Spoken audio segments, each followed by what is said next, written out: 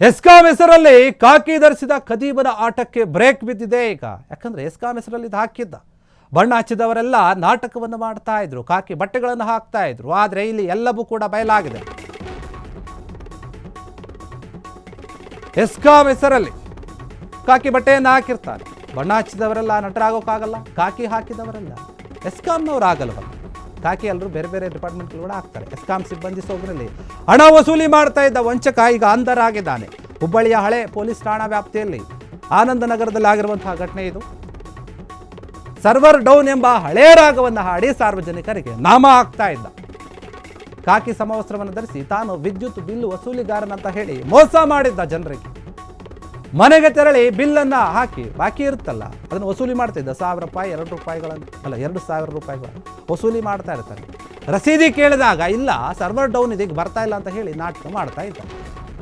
ರಸೀದಿ ನೀಡದಿದ್ದಾಗ ಅನುಮಾನಗೊಂಡಂತಹ ಸ್ಥಳೀಯರು ಆ ಖದೀಮನನ್ನು ವಿಚಾರಿಸಿದ್ದಾರೆ. ಆಗ ಬಯಲಿಗೆ ಬಂದಿದೆ. ಆರೋಪಿಯನ್ನು ಹಿಡಿದು ಹಳೆ ಹುಬ್ಬಳ್ಳಿ ಮೈಸೂರು ಪೊಲೀಸರ ಕೈಗೆ ಒಪ್ಪಿಸಿದ್ದಾರೆ. ಎಸ್ಕಾಂ ಸಿಬ್ಬಂದಿ ಮನೆಗೆ ಬಂದಾಗ ಕಡ್ಡಾಯ ಗುರುತಿನ ಚೀಟಿ ಕೊಡಬೇಕಾಗುತ್ತೆ. ಆದರೆ ಅದು ಕೂಡ ಆತನ ಹತ್ರ ಇಲ್ಲ. ಅನುಮಾನ ಬಂದಾಗ ಸ್ಥಳೀಯರು ಎಸ್ಕಾಂ ಕಚೇರಿಗೆ ಹೋಗಿ ಒಂದು ಫೋನ್ ಮಾಡಿ ತಿಳ್ಕೊಂಡಿದ್ದಾರೆ. ಪೊಲೀಸರು ಕೂಡ ಕಂಪ್ಲೇಂಟ್ ಕೊಟ್ಟಿದ್ದಾರೆ. ಎಸ್ಕಾಂ ಹೆಸರಲ್ಲಿ ಈತ ಕಾಕಿ ಡ್ರೆಸ್ಸನ್ನು ಹಾಕ್ಕೊಂಡು ಬಂದು ನಾನೇ ಒಂದು ಬಿಲ್ ಕಲೆಕ್ಟರ್ ಇದು ವಿದ್ಯುತ್ ಬಿಲ್ಲನ್ನು ಕಲೆಕ್ಟ್ ಮಾಡುವಂಥವನು, ದುಡ್ಡು ಕೊಡಿ ಅಂತ ಹೇಳಿ ಮನೆ ಮನೆಗೆ ಹೋಗಿ ದುಡ್ಡನ್ನು ಇಸ್ಕೊಳ್ತಾ ಇದ್ದ. ಏನು ಬಾಕಿ ಇರುತ್ತಲ್ಲ ಹಣ 1000 2000 ಅದನ್ನು ತಗೊಳ್ತಾ ಇದ್ದ. ಯಾವಾಗ ರಸೀದಿ ಕೇಳಿದಾಗ ಇದು ಕೊಟ್ಟಿರೋದಿಲ್ಲ ಅವಾಗ ಸ್ವಲ್ಪ ಡೌಟ್ ಬರುತ್ತೆ ಅಲ್ಲಿನ ಜನರಿಗೆ, ಏನು ಎಲ್ರಿಗೂ ಹಿಂಗೆ ಮಾಡ್ತಿದ್ದಾನಲ್ಲ, ಯಾರೋ ಒಬ್ರಿಗೆ ಕೊಟ್ಟಿದ್ರೆ ಓಕೆ, ಒಬ್ರಿಗೋ ಇಬ್ರಿಗೋ ಸರ್ವರ್ ಡೌನ್ ಅಂತ ಬಂದಿದ್ರೆ ಓಕೆ, ಆದರೆ ಎಲ್ರಿಗೂ ಹಂಗೆ ಮಾಡಿದಾಗ ಅಲ್ಲಿನ ಜನರಿಗೆ ಅನುಮಾನ ಬರುತ್ತೆ. ಏನಿದು ಹಿಂಗಂತ ಹಿಡಿದುಕೊಂಡು ವಿಚಾರಿಸ್ತಾರೆ. ಅವಾಗ ಗೊತ್ತಾಗುತ್ತೆ ಕಳ್ಳಾಟ. ಈತ ನಿಜವಾದಂತಹ ಆ ಅಧಿಕಾರಿ ಅಲ್ಲ, ಬಿಲ್ ಕಲೆಕ್ಟ್ ಮಾಡೋಕೆ ಬಂದತ್ತ ಅಲ್ಲ ಅಂತ ಗೊತ್ತಾಗುತ್ತೆ. ಅವಾಗ ಪೊಲೀಸರಿಗೆ ಹೋಗಿ ಫೋನ್ ಮಾಡ್ತಾರೆ, ಇದ್ರ ಬಗ್ಗೆ ಮಾಹಿತಿ ಕೊಡ್ತಾರೆ. ಕೊಟ್ಟಾಗ ಪೊಲೀಸರು ಕೂಡ ಬಂದು ಇದನ್ನು ವಿಚಾರಿಸ್ಕೊಳ್ತಾರೆ. ಒಬ್ಬೊಬ್ಬರಿಂದ 1000 2000 ಅಂತಂದರೆ ಯೋಚನೆ ಮಾಡಿ ಎಷ್ಟು ದುಡ್ಡು ಆಗುತ್ತೆ ಒಂದೊಂದು ಮನೆ ಅಂತಂದು. ಏನಾದರೂ ಕೇಳಿದರೆ ಇಲ್ಲ. ನೋಡಿ, ಇನ್ನು ಈ ವಿಚಾರಕ್ಕೆ ಸಂಬಂಧಪಟ್ಟ ಹಾಗೆ ಯಾವುದೇ ಸಿಬ್ಬಂದಿ ಆಗಲಿ ಯಾವುದೇ ಡಿಪಾರ್ಟ್ಮೆಂಟ್ ಅವರಾದರೂ ಕೂಡ ಅವರಿಗೆ ಆದಂಥ ಒಂದು ID ಕಾರ್ಡ್ ಕೊಟ್ಟಿರ್ತಾರೆ. ಸಾರ್ವಜನಿಕರು ಕೇಳಿದಾಗ, ಸಂಬಂಧಪಟ್ಟಂತಹ ಅಧಿಕಾರಿಗಳು ಯಾರಾದರೂ ಕೇಳಿದಾಗ ಅಥವಾ ಪೊಲೀಸರು ಕೇಳಿದಾಗ ಅದನ್ನು ಕೊಡಬೇಕಾಗತ್ತೆ, ತೋರಿಸ್ಬೇಕಾಗತ್ತೆ. ಅವರು ಸರಿಯಾದ ರೀತಿಯಲ್ಲಿ ಇದ್ದರೆ.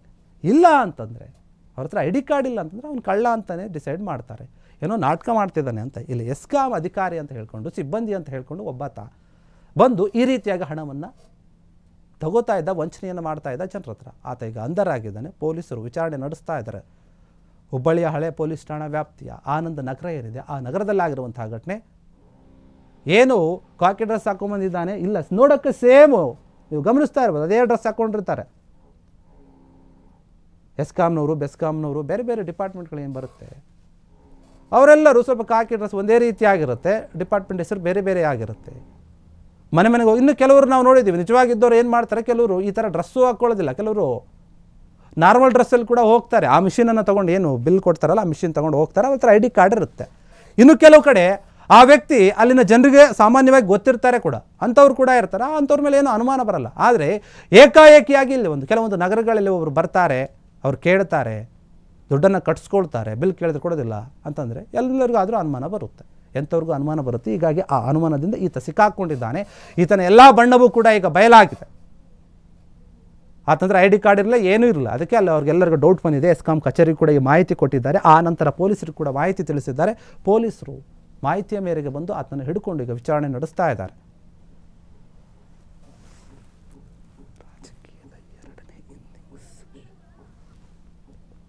ಕ್ಷಣ ಕ್ಷಣದ ಸುದ್ದಿಗಳಿಗಾಗಿ ಫ್ರೀಡಂ ಟಿವಿ ಸಬ್ಸ್ಕ್ರೈಬ್ ಮಾಡಿ, ಲೈಕ್ ಮಾಡಿ ಹಾಗೂ ಫಾಲೋ ಮಾಡಿ.